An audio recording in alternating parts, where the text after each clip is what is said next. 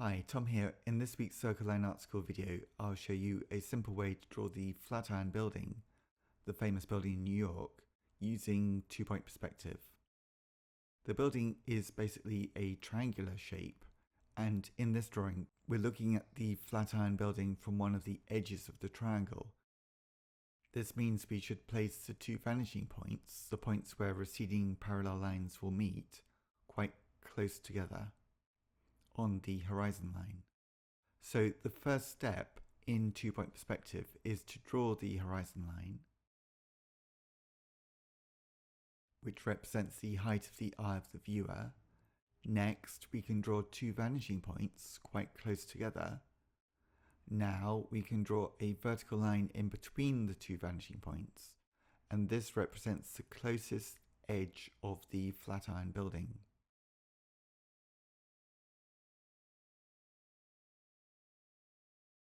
Next, we can draw two lines from the vanishing point on the left to the base and top of our vertical line.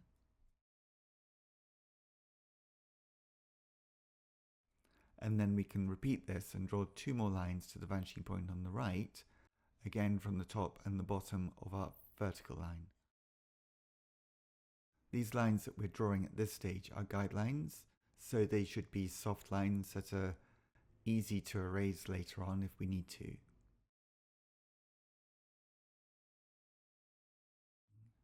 Next, draw two more vertical lines either side of our first vertical line for the sides of the edges of the Flatiron building.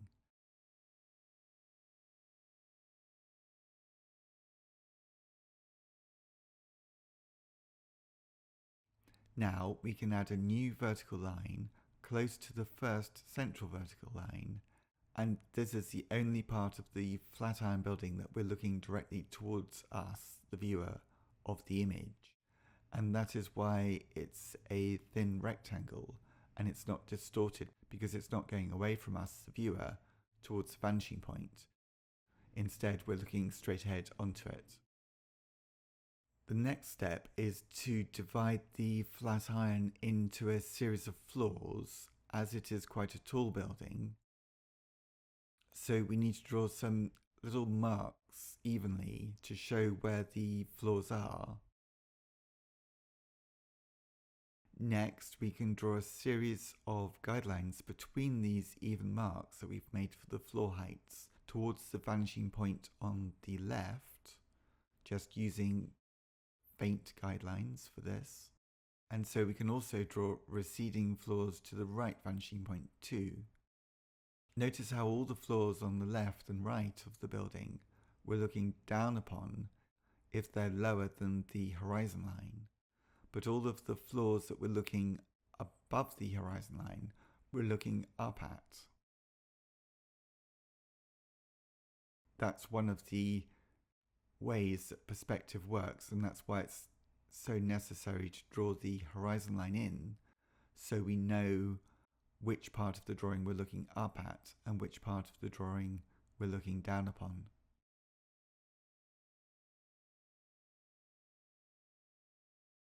Once you have drawn all of the receding floors to left and right, the next step is to draw the floors that are not receding, because we're looking straight at them. And these are the floors in the rectangle at the center of the building. Next, add a slight overhang to the penultimate floor of the building on the left and right edges, so it's slightly jutting out of the edge vertical lines of the Flatiron. Now we can draw some vertical guidelines to help align the windows that we can add later on. These vertical guidelines should get closer together as they recede away from us, the viewer of the image, and go towards the vanishing points in the distance on the left and on the right. Next, when you're ready, it's time to draw the windows of this building. Start with drawing just tiny rectangular windows in the thin central rectangle that we're looking straight upon.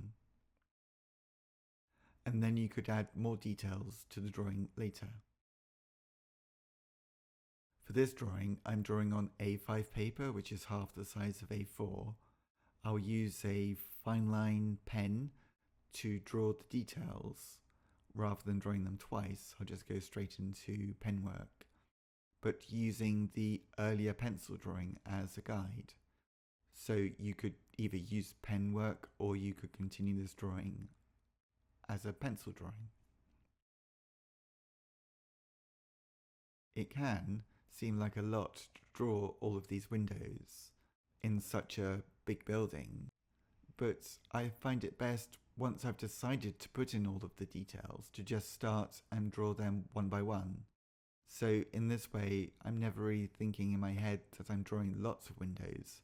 I'm just drawing one window at a time, or one detail at a time, and not thinking beyond that, but moving on straight away to the next detail or window. And in that way, I can create some momentum in the drawing, so that I'm always focused on the actual mark that I'm making, the detail that I'm drawing, rather than in having any sense of wishing to hurry along and finish it too quickly. It's best to draw in a way that suits the style which you are aiming for in the drawing, and to be persistent and consistent with that so that you get the effects that you want at the end of the drawing. If you'd like to learn more about how to draw from scratch, please visit my website, circlelineartschool.com, where you can find full details of my online drawing course for beginners, How to Draw from Scratch, and details of my books on art and books on observation too. Once you have the Flatiron complete as a drawing, you could draw some of these surrounding buildings either side of the Flatiron. And to do this, the drawings of the front-facing parts of all of these buildings can be just rectangles, and then the receding sides of the buildings in the vicinity of the Flatiron can go towards a vanishing point. Once you've drawn the buildings behind the Flatiron, then you could add a line from the left vanishing point and another line from the right vanishing point to represent two roads going to the distance, and then you could draw some buildings on the right and left, either side of the Flatiron, again starting with simple rectangles so that we keep the drawing straightforward, but using the vanishing points for the receding lines of the buildings on the right and on the left. So the buildings on the right, the receding lines will go to the right vanishing point, and the buildings on the left, those receding lines will go to the left vanishing point.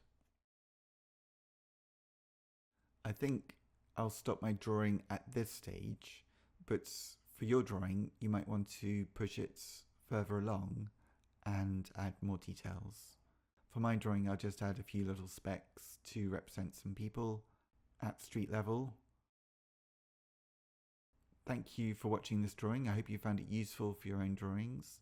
Please subscribe to my YouTube channel, Circleline Art School, if you haven't done already, to keep up to date with all the content I make.